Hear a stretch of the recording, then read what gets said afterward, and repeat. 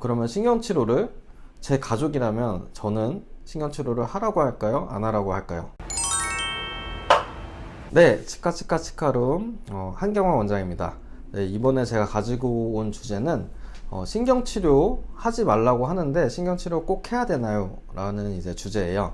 신경치료 하면 걱정이 많으세요. 신경치료 이거 안 좋다고 하는데 꼭 해야 되나요? 신경치료 너무 아프다고 하는데 이거 해야 되나요? 신경치료 하루 만에 안 끝나는 것도 알고 있는데 제가 예전에 어렸을 때 신경치료 받고 너무 트라우마가 생겨가지고 그냥 치과 안 오고 방치하고 살았어요. 근데 신경치료 너무 하기 싫어요. 약간 그렇게 오시는 치과 환자분들이 굉장히 많으세요. 정답은 상황에 따라 다르지만 저는 일단은 신경치료보다 좀 보존적인 치료를 먼저 하고 나서 그 다음에 상황을 보고 이제 신경치료를 하라고 합니다. 다시 말하면 신경치료를 하지 말라고 일단은 말을 하는데요. 이것도 이제 케이스 바이 케이스고 뭐 제가 선택할 수 있는 여지가 없을 수도 있어요. 충치에는 이제 여러 가지 단계가 있어요. 세 단계나 신경까지 이제 충치가 진행되거나 아니면 뿌리까지 신경이 충치 세균으로 감염이 됐으면 치과 의사한테 선택할 수 있는 선택권이 없어요. 이거는 환자한테 선택권이 없어요. 이거는 그냥 신경치료를 하셔야 돼요. 왜냐면 어쨌든 신경이 뭔가 세균이나 감염에 진행된 게 육안이라든지 아니면 엑스레이 같은 방사선 사진을 통해서 신경까지 꺼멓게 이제 썩어 있는 게 관찰이 된다면 뭐 환자나 치과 의사한테 선택은 없어요. 치아를 이제 발치하지 않는다면 저희는 치아를 살리기 위해서는 신경치료를 해야 됩니다. 두 번째 단계처럼 치아가 이제 신경 근처까지는 이제 진행이 됐는데 신경이 살짝 노출되거나 아니면 신경이 노출되지 않은 경우에는 근데 이제 깊게 이제 충치가 진행된 경우죠. 그럴 때는 이제 조금 선택해 볼 수 있는 여지가 있어요. 보통 이제 MTA나 아니면 GI나 약간 그런 진정 효과를 가지는 치과 재료를 통해 가지고 치아 내부의 깊은 충치까지 다 일단 제거를 한 다음에 진정제를 좀 깔아놔요. 그 다음에 이제 뭐 인레이라든지 아니면 레진 같은 충치 치료 재료를 통해 가지고 통상적으로 이제 떼어놔 보고 그리고 나서 증상을 체크하는 거예요. 한 뭐 일주일이 됐든 한 달이 됐든 세 달이 됐든 이게 예민하게 내가 계속 아픈지 아니면 괜찮아지는지를 일단 증상을 체크하는데요. 만약에 문제가 있을 때 통증이 너무 있거나 그럴 때 신경치료를 해도 늦지 않다고 생각을 해요. 그렇지만 환자분들은 치과 자체에 내원하는 것 자체가 이제 좀 고통스럽거나 아니면 시간을 내시기가 좀 어렵잖아요. 그런 경우에는 어쨌든 선택을 좀 해야 돼요. 또 이제 저 같은 경우에는 환자분들한테 좀 얘기를 해요. 저는 좀 보존적으로 좀 일단은 그래도 바로 신경치료를 하게 되면 아깝기 때문에 좀 지켜봤으면 좋겠다. 근데 대신에 이렇게 신경치료를 안 하게 됐을 때 아프면 다시 이제 신경치료를 해야 돼서 조금 번거로울 수 있다 그러면 50대 50 반반으로 나뉘는 것 같아요. 어떤 분들은 나는 시간 없다, 빨리 그냥 확실한 치료를 하고 싶다 그러시면 이제 신경치료를 하시게 되고요. 그래도 나는 치아를 좀 살려보고 싶다, 좀 선생님께서 권유해 주시는 방법으로 좀 진행을 하고 싶다 그러시면 좀 보존적인 방법을 선택하는 것 같아요. 그래서 이거는 치과 선생님이랑 충분한 상의를 받아보시고 웬만하면 치과 선생님들이 경험과 이제 전문 지식으로 말씀을 해주시기 때문에 치과 선생님의 의견을 들어보시는 게 좋을 것 같습니다.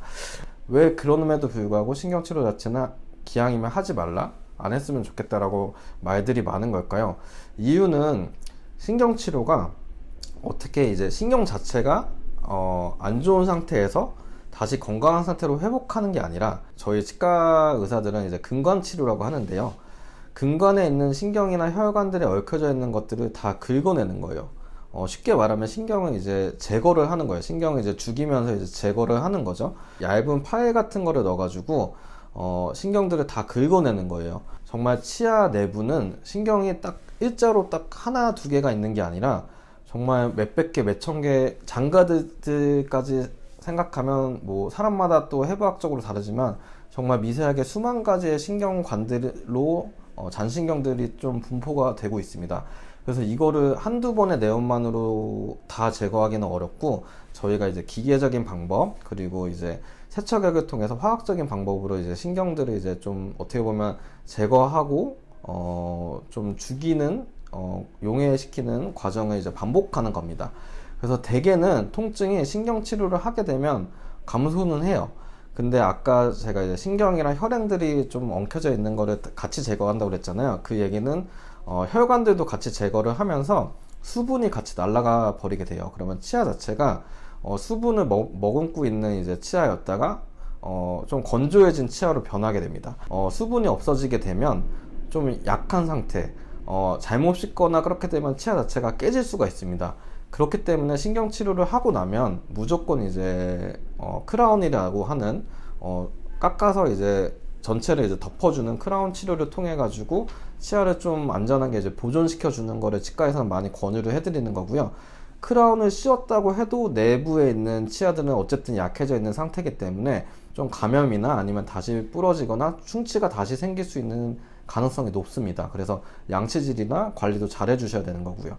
그렇지만 그래도 이제 내 치아를 살릴 수 있다면 뽑고 임플란트 하시는 것보다 내 치아를 신경치료를 통해서 아직은 안 뽑고 살려가지고 조금이라도 더 유지하는 게 좋기 때문에 많은 치과 선생님들이 그래도 신경치료해서 더 쓰시죠 라고 말씀을 하시는 거니까, 신경치료 하지 말라는 말도 맞고 신경치료 하라는 말도 맞기 때문에 이거는 치과에 가셔가지고 정확한 검진을 받아보시고 내가 신경까지 썩어 있네 그러면 이거는 그냥 선택지가 없이 신경치료 하시면 되시고요.